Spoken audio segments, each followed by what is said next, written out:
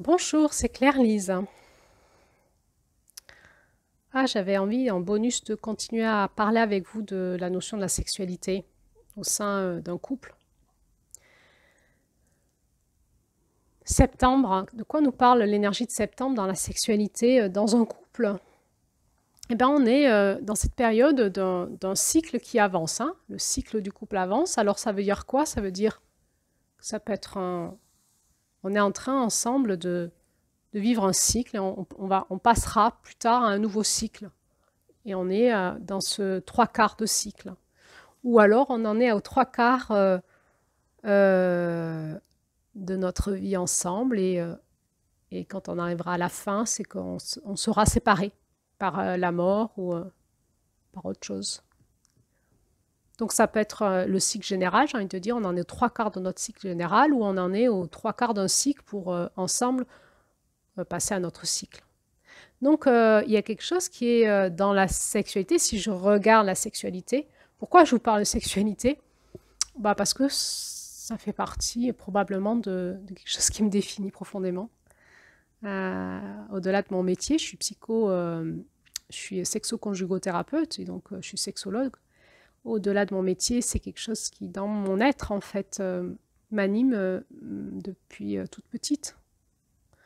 Euh, alors, j'ai envie de vous partager euh, cette réflexion, cette écoute, ces profondeurs que je ressens en lien avec ce sujet-là en septembre. Donc c'est un bonus. C'est un bonus parce qu'on ne voit pas trop ça dans le compte, hein. C'est un peu mon partage avec vous, mon bonus à moi.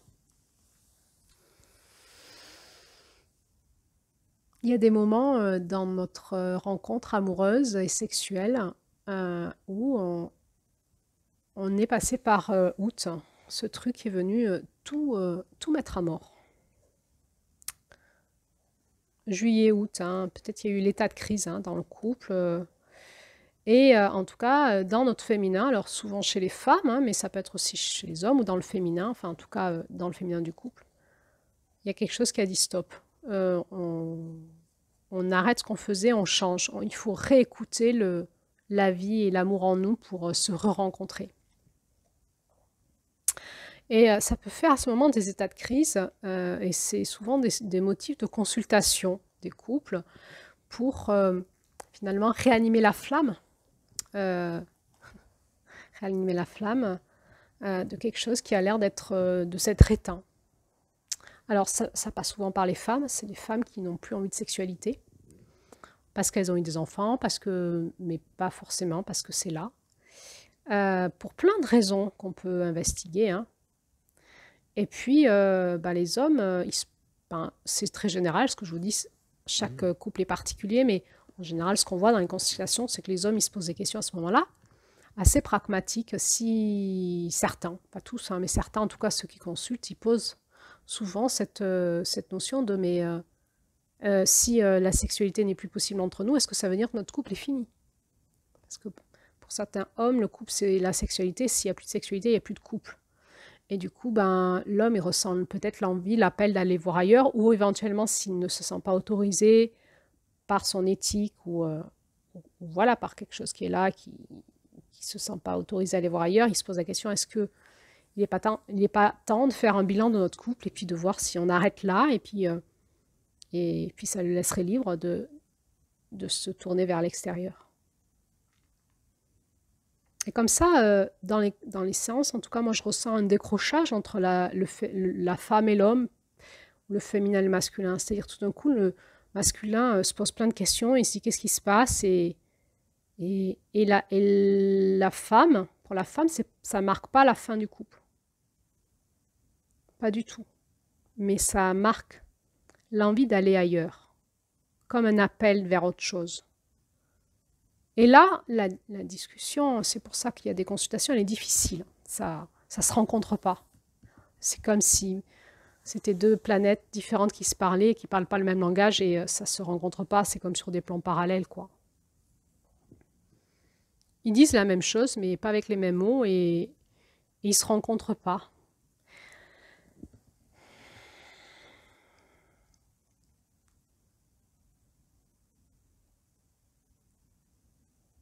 septembre, l'énergie de septembre nous propose de ralentir dans nos pensées, dans nos croyances, dans nos techniques, dans nos routines, tout ça. Et d'écouter ce que ça dit dans la vie, l'amour en nous et entre nous. Il y a une flamme à réanimer, mais elle va être réanimée non pas à la façon du masculin, mais à la façon du féminin. Donc ça va être autre chose, mais qui va nous amener vers autre chose dans le futur.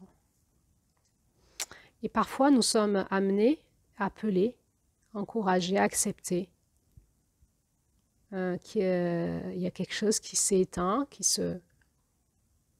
s'arrête, et ça active en nous la foi qu'il y a autre chose qui nous appelle. Mais il faut le trouver, on ne sait pas où est le chemin. Il faut le trouver chacun en soi et entre nous. C'est pas parce qu'on n'a plus de sexualité qu'on s'aime pas. Peut-être qu'au contraire, ça nous appelle vers autre chose. Pas vers autre chose que la sexualité, mais vers une autre énergie dans la sexualité. Ça nous appelle à grandir dans notre sexualité. Ça nous appelle à grandir dans la sexualité sacrée, à grandir au divin en nous, dans notre rencontre. Et ça nous appelle vers quelque chose de bien plus merveilleux, finalement.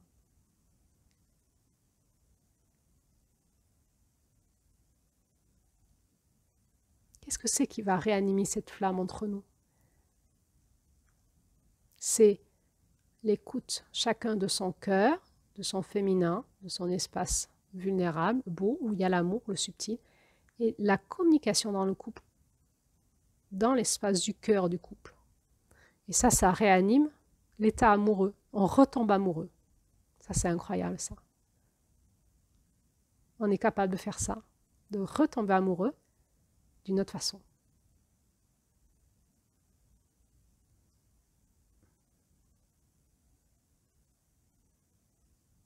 Le problème, souvent, c'est que il y a eu comme ça un déploiement dans la relation qui était cool, et puis à un moment, paf, ça s'arrête, on est à la fin de cette onde de forme qui se déploie du masculin, il y a rétraction du féminin, et finalement, on arrête tout ça, puis on va faire autre chose, on va être en couple d'une autre façon, et dans cette fin et ce renouveau, il y a un nouvel amour qui démarre, on retombe amoureux l'un de l'autre, c'est magnifique.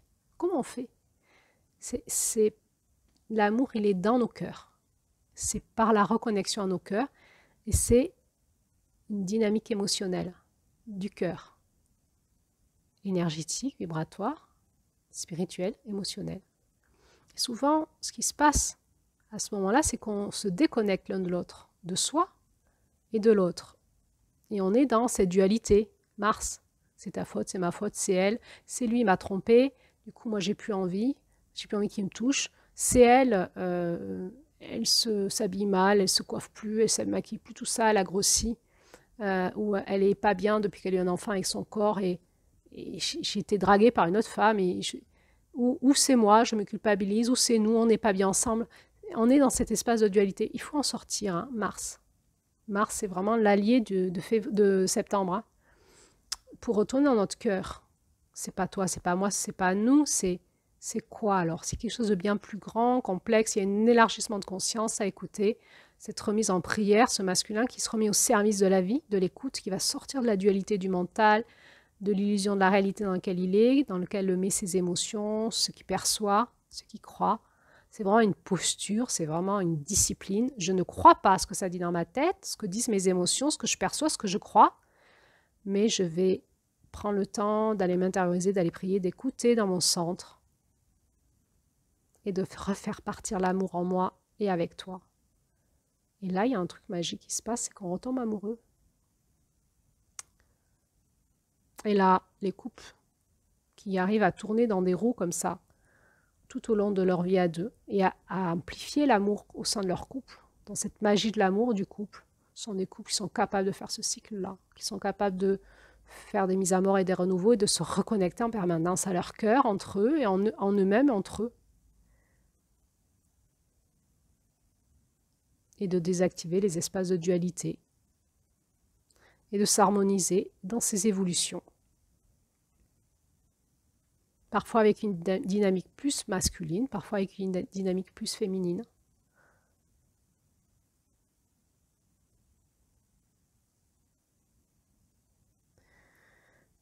Eh bien, vous savez quoi, la sexualité, parfois, ça peut être ce moment où on est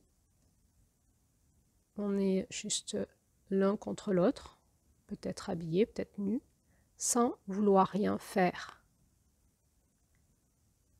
en laissant être. Je vous avais parlé en juillet dans les audios sur la sexualité sacrée de l'orgasme, ce qu'on peut appeler dans le tantra l'orgasme de la vallée, l'orgasme de l'eau, de la vallée, l'orgasme du féminin. Et c'est ça, en fait, c'est très intense ce qui va se passer, bien plus que dans le faire. Le faire nous amène à un endroit très limité de notre être. Et quand on se laisse être totalement, il se passe des trucs inimaginables, qu'on ne sait pas d'où ça sort, qu'on ne saurait pas faire ou refaire, mais qui vient de notre féminin. Et quand on se laisse être dans le lâcher-prise, quand on ne veut plus rien d'autre, qu'on ne veut pas forcément un orgasme, qu'on ne veut pas forcément s'exciter, qu'on ne veut pas forcément jouir, qu'on ne veut pas forcément être plaisant pour l'autre, qu'on veut rien, qu'on lâche l'affaire, qu'on laisse tomber, juste de se reconnecter entre nos corps et nos cœurs, de laisser faire. Alors il va se passer des trucs. Peut-être que l'un de nous va s'endormir, mais dans un relâchement tellement immense qu'il va se réparer, sans qu'il y ait d'attente. Le fait qu'il n'y ait plus d'attente ou d'injonction, c'est reposant pour toute plein de parts de nous. C'est ce qui nous met tellement de pression dans le couple, toutes ces injonctions qu'on se fait à nous-mêmes et à l'autre, et entre nous et dans le couple, dans notre masculin qui, des fois, vraiment nous prend le chou. Hein. Tout d'un coup, quand on lâche tout ça et qu'on lâche l'affaire et qu'on laisse être ce qui est, comme c'est, il se passe peut-être qu'à un moment, l'un va s'endormir, peut-être qu'à un moment, l'autre va se mettre à pleurer, lui, elle va avoir beaucoup besoin, envie de tendresse, de douceur, de câlin. Juste un geste, à un endroit précis, qui fait tellement de bien et qui réanime quelque chose entre nous. Juste être ensemble, dans cette écoute entre nous de ce qui est. Et on sait que toi et moi, et nous, entre nous, on a l'amour en nous, quelque part à retrouver, on ne sait pas comment. L'amour du divin, l'amour de la vie, l'amour de mon cœur.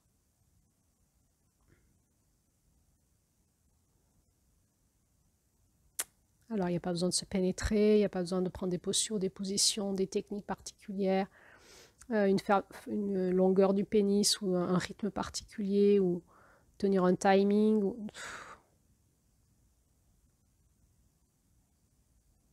Il n'y a pas besoin que la femme pèse tant et fait un régime, et pas de bourrelet, pas de vergeture, qu'elle ait exercé son sphincter, qu'elle puisse mettre une pression sur le pénis dans l'acte sexuel, qu'elle puisse avoir une tonicité intérieure, faire monter l'énergie, tout ça. En septembre, on s'en fout totalement. On est ce qu'on est, comme on est, et on laisse cette énergie d'amour se réanimer en nous et entre nous, et tout redynamiser à sa façon. C'est le grand réveil, c'est le grand retour d'une autre façon. C'est la grande résurgence. Et ça va nous amener vers octobre. C'est tellement bon, ces moments-là. Tellement précieux. Essentiel dans un couple, dans une relation à deux, dans l'amour. C'est vraiment le foyer de l'amour. Le terreau de l'amour, il est là.